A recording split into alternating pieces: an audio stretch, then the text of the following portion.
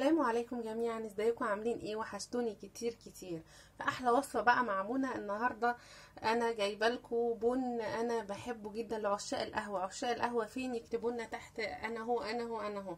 طبعا انا ما اقدرش يعني اليوم يعدي لما اخد لي يعني فنجان او فنجانين من القهوه. فنجان او فنجانين مش مضرين على فكره.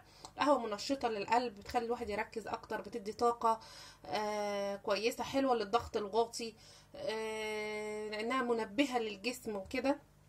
فاللي انا عايزه اقوله بقى ان البن اللي انا جربته كان بن تركي وعجبني جدا جدا، عايزاكم تعرفوه.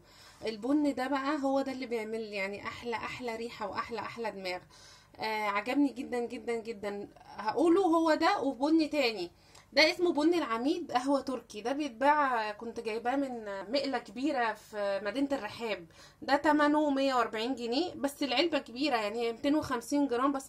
بتقعد يعني مش تقعد شوية يعني، بس يستاهل تمنه بصراحة. ريحته الذكية، انا عاملة اهو كوباية، ريحته رهيبة. وطعمه يعني بيعمل دماغ جامدة جدا لعشاق القهوة، يعني يستاهل فلوسه بصراحة.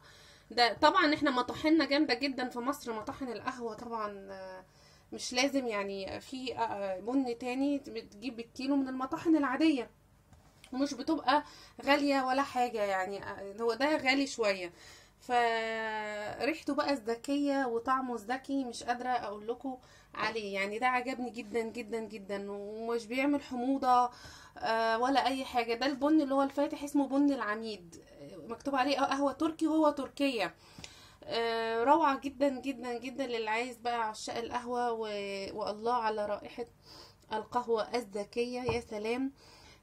فجربوه بجد للناس اللي هي اصحاب المزاج العالي للقهوة. انا بحب دايما اشرب القهوة، اشربها الصبح بدري. انتوا كمان برضو كده ولا انا بس؟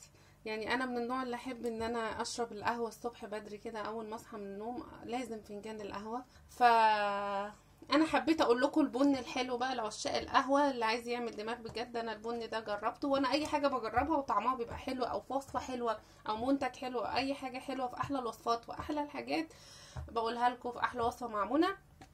واكتبوا لي في التعليق، بتحبوا القهوة كده زيي وبتشربوها لازم الصبح، ولا بتحبوها ازاي؟